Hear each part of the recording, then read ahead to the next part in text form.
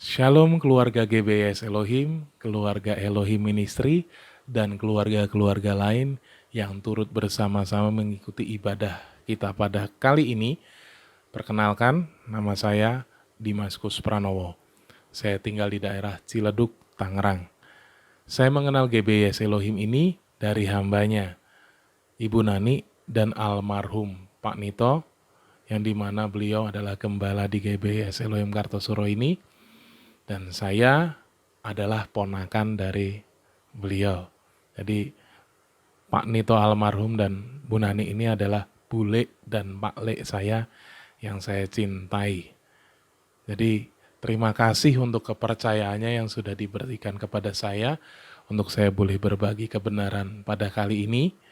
Sebelum firman Tuhan dibagikan pada hari ini, mari kita sama-sama berdoa. Terima kasih Bapak Yesus dan Roh Kudus untuk waktu yang Kau berikan kepada kami untuk kami masih bisa bersekutu, untuk membangun keintiman denganmu melalui kebenaran firman Tuhan. Pada saat ini kami membuka hati, pikiran dan telinga kami untuk firman-Mu ditabur di dalam hati dan pikiran telinga kami, agar semua tertanam dengan baik dan menjadi bekal buat kehidupan kami di masa-masa yang akan datang. Di dalam nama Tuhan Yesus, kami semua menyambut kebenaran firman-Mu. Haleluya. Amin. Shalom Bapak Ibu Saudara Saudari terkasih di dalam Tuhan. Senang banget bisa berbagi kebenaran pada kali ini. Dan kebenaran pada kali ini saya bagikan dengan judul Kuat di dalam Tekanan. Ya, kuat di dalam tekanan. Mengapa? Karena firman ini biar menguatkan kita di dalam keadaan yang kita alami semua belakangan ini, yaitu efek dari pandemi COVID-19. Di mana banyak yang alami PHK, resto-resto tidak selaris sebelumnya, mal-mal pada tutup, travel, sepi job, bus-bus akap pada nggak jalan, rental mobil sepi, mobilnya pada nongkrong di garasi, ya.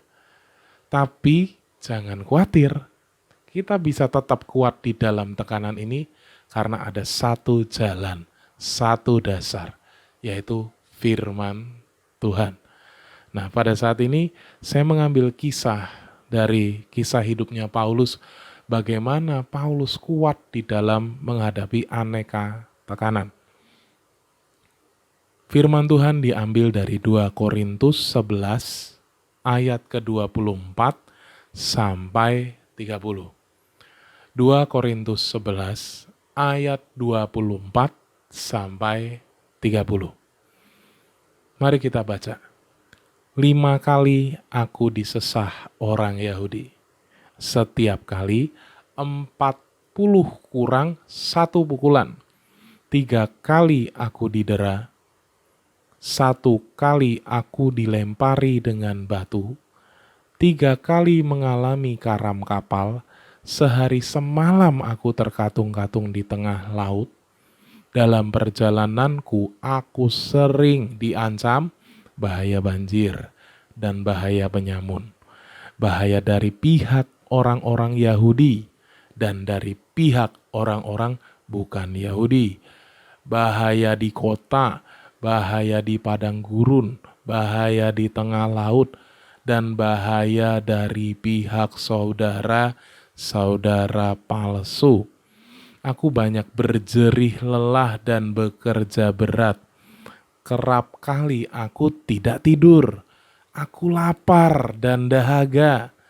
Kerap kali aku berpuasa, kedinginan tanpa pakaian. Dan dengan tidak menyebut banyak hal lain lagi, urusanku sehari-hari yaitu apa? Untuk memelihara semua jemaat-jemaat. Jika ada orang merasa lemah, tidakkah aku turut merasa lemah? Jika ada orang tersandung, tidakkah hatiku hancur oleh duka cita? Jadi aku harus bermegah, maka aku akan bermegah atas kelemahanku. Kita bisa lihat bahaya-bahaya apa yang dialami Paulus dalam pelayanannya. Kalau dibandingkan dengan kita yang terdampak pandemi COVID-19 ini, masih belum seberapa Bapak Ibu Saudara. Masih jauh dari apa yang dialami sama Paulus. Bahaya-bahaya ini kita belum ngalami semua. Baru hanya di rumah saja, kerja di rumah, sekolah di rumah, aktivitas segala sesuatunya dari rumah. Masih belum sebanding dengan apa yang dialami Paulus. Mari kita bersyukur atas keadaan ini. Dan mari kita teladani bagaimana Paulus bisa konsisten, stabil, sampai targetnya Tuhan tercapai. Nah, mengapa Paulus bisa kuat, bisa tough, bisa tangguh di dalam aneka tekanan, di dalam aneka proses pelayanannya, proses kehidupannya? Apa yang membuat dia tangguh dan kuat? Jawabannya ada di sini, Bapak Ibu. Mari kita buka Kisah Rasul 9 ayat 15. Kisah Rasul 9 ayat 15. Mari kita baca. Tetapi firman Tuhan kepadanya, ini kepada Ananias. Pergilah sebab orang ini adalah alat pilihan bagiku untuk memberitakan namaku kepada bangsa-bangsa lain, serta raja-raja dan orang-orang Israel. Nah, ini yang jadi tujuan hidupnya Paulus pasca Paulus mengalami kebutaan dan dapat kepercayaan untuk melayani Tuhan. Fokusnya Paulus adalah memberitakan Injil ke bangsa-bangsa, raja-raja dan orang-orang Israel. Bahkan Yahudi dan non-Yahudi. Itu fokusnya dia. Jadi apa yang dialami sama Paulus, aneka tekanan, aneka makian, pukulan dan segala macam tidak membuat dia mundur karena fokusnya jelas. Jadi bagaimana kita bisa kuat di dalam tekanan? Temukan dulu tujuan hidup yang sudah ditetapkan dari Tuhan untuk kita semua apa? Kalau kita nggak tahu tujuan hidupnya kita dalam menjalani hidup ini, tekanannya banyak, buyar, ambiar sudah. Karena nggak tahu mau dibawa kemana hidup ini. Tapi kalau tahu tujuannya, percayalah Tuhan pasti bawa sampai ke tujuannya. Mari kita lihat faktanya. Musa dipanggil. Punya tujuan. Tujuannya apa? Bawa bangsa Israel keluar untuk menuju tanah Kanaan. Dari Mesir menuju tanah Kanaan. Musa punya fokus. Tantangannya ada? Ada. Firaun keras hati. Nggak mau membebaskan bangsa Israel begitu saja keluar dari Mesir. Musa mundur? Tidak. Musa tetap maju ngadepin semua tantangan yang dia hadapin di depan mata. Bahkan sampai titik bangsa Israel sudah keluar dari tanah Mesir, ngadepin Laut Teberau. Pada ngomyeng, pada bersungut-sungut, pada nyinyir, pada ngomel-ngomel sama Musa. Apakah Musa mundur? Tidak. Musa tahu goalnya mau kemana. Musa percaya sama Tuhan, akhirnya laut terbelah. Walaupun Musa nggak nyampe masuk ke tanah Kanaan gara-gara marah waktu bangsa Israel minta air, terus batu dipukul, akhirnya Tuhan tegur dan Musa nggak bisa lanjutkan perjalanan. Ada generasi penerusnya yaitu Yosua. Yosua punya tujuan melanjutkan perjalanan yang sudah dipimpin Musa sampai ke tanah Kanaan. Ada goalnya, ada targetnya, ada tantangannya, ada. Terus jalan. Terus siapa lagi? Daud. Daud dipanggil Tuhan dengan tujuan jadi raja, memerintah bangsa Israel. Tapi Daud punya keunikan daripada raja-raja lain. Itu raja yang memiliki hati yang menyembah, yang oke banget. Mbahnya worshiper, nah itu Daud. Saya banyak belajar dari Daud mengenai hati yang menyembah. Apakah tujuannya tercapai? Tercapai. Yesus turun ke muka bumi. Goalnya apa? Mati di kayu salib untuk membebaskan manusia dari belenggu dosa. Tujuannya Bapa tercapai? Tercapai.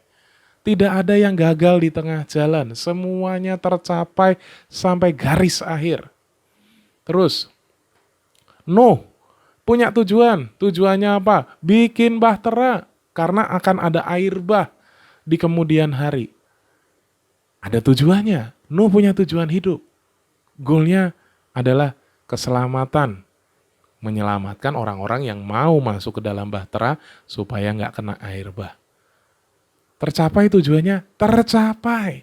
Tantangannya banyak. Jadi kita bisa ambil kesimpulan bahwa bagaimana kita bisa kuat di dalam tekanan, resepnya kalau tahu tujuan, kalau tahu target, maka kuatlah kita di dalam tekanan. Karena kita punya tugas dari Tuhan untuk menyelesaikan target itu sampai finish, sampai selesai. Nggak separuh-separuh mundur di tengah jalan. So, Bapak, Ibu, Saudara, mari datang ke Tuhan. Temukan tujuan yang sudah Tuhan tetapkan atas Bapak, Ibu, Saudara semua di dalam hidupnya mau apa. Saya melayani Tuhan sepenuh waktu dari tahun 2007. Dan kemudian setelah menikah dan beberapa bulan yang lalu di tahun 2019, istri saya yang tadinya kerja di salah satu plaza atau salah satu bank gitu ya, dia keluar karena pekerjaannya overload dan akhirnya kami berdua memutuskan ya udah kita bikin resto kecil-kecilan dengan target besar, dengan goal yang besar. Kami buka resto mie Bangka namanya Mary Mi, nama istri saya Mary. Nah, kami punya tujuan, kami punya target, kami punya visi ke depan. Kami mau Mary Mi ini bisa jadi jawaban buat para fresh graduate. Pada lulusan-lulusan baru yang butuh lapangan pekerjaan, kami siapkan lapangan pekerjaan yang gak susah-susah untuk menerima karyawan. Dengan seleksi yang gampang, tapi bukan berarti murahan gitu ya. Nah, terus di dalam bayangan kami atau di dalam hati kami menangkap sebuah tuntunan bahwa adakan pelatihan kepemimpinan di dalam Resto Mary Mi ini. Ada goalnya, ada targetnya. Apakah sekarang sudah tercapai? Belum. Kami baru buka bulan November tahun 2019. Nggak lama di tahun 2020 ini, Corona datang, COVID-19 datang, langsung omset turun. Pembelinya berkurang. Padahal kami habis sebar brosur untuk membuat omset naik, pelanggan bertambah. Di situ, apakah kami khawatir, takut? Yes, khawatir dan takut ada. Tapi kami menjadi bangkit lagi karena kami tahu Tuhan sudah kasih target. Tuhan sudah kasih goal. Ya. Makanya itu dalam keadaan pandemi ini kami tidak takut. Kami tidak mau mundur dalam ngadepin pandemi ini. Selama membuka resto ini kami tetap mengandalkan percaya sama Tuhan. Ada peningkatan lagi, ada lagi peningkatan omsetnya. Habis itu agak turun habis lebaran. Kemarin ini naik lagi. Jadi kami nikmati grafiknya yang terjadi di dalam Resto Mary Mi ini dengan aneka ragam kisahnya. Dengan satu tujuan sampai apa yang sudah Tuhan tetapkan atas Mary Mi ini terjadi. Ya. Temukan tujuannya Bapak Ibu. Temukan goalnya. Saya sendiri pelayanan juga nggak sembarang pelayanan. Saya harus bertanya, Tuhan aku melayani ini tujuannya kemana? Arahnya kemana? Pemakaiannya apa? Jadi dengan seperti itu kita mengetahui tujuan, arah dan segala macam. Pelayanan jadi terarah, nggak sembarangan, nggak sekarpe dewe gitu ya. Tahu tujuannya, tahu arahannya. Allah kita bisa diajak bicara kok. Dia bisa bicara di dalam hati kita untuk menuntun kita. Karena Yesus kita undang di dalam hati kita menjadi Tuhan dan Juru Selamat. Tuhan Yesus menuntun dari dalam hati ini. So, Bapak Ibu tetaplah kuat walaupun di dalam tekanan. Temukan tujuan yang sudah Tuhan taruh di dalam hidupnya masing-masing. Ketika Bapak Ibu Saudara tahu, nangkep tujuan hidupnya masing-masing, niscaya Bapak Ibu segera bangkit dan berlari lagi untuk menggapai tujuan itu. Nggak peduli masalahnya kayak gimana, fokusnya Tuhan pasti bawa ke tujuan yang sudah Tuhan tetapkan.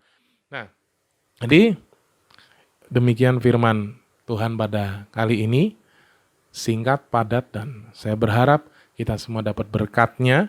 Saya pun belajar bersama-sama dengan Bapak Ibu, saudara semuanya yang terkasih di dalam Tuhan. Oke, sebelum kita akhiri firman Tuhan pada hari ini, ibadah pada hari ini, mari kita berdoa sama-sama dan kita sambung nanti dalam doa syafaat, di mana pokok doa yang sudah dititipkan, dipercayakan untuk kita doakan supaya terjadi mujizat.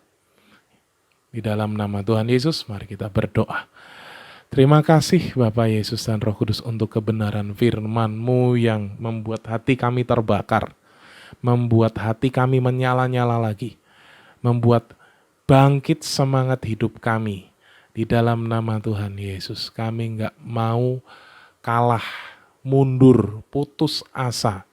Kami mau terus maju karena Tuhan telah tetapkan tujuan bagi kami masing-masing.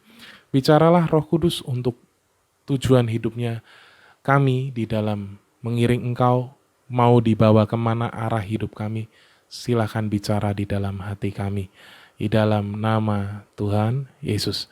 Dan pada saat ini juga kami mau berdoa buat Pak Rianto yang mengalami kelumpuhan karena jatuh.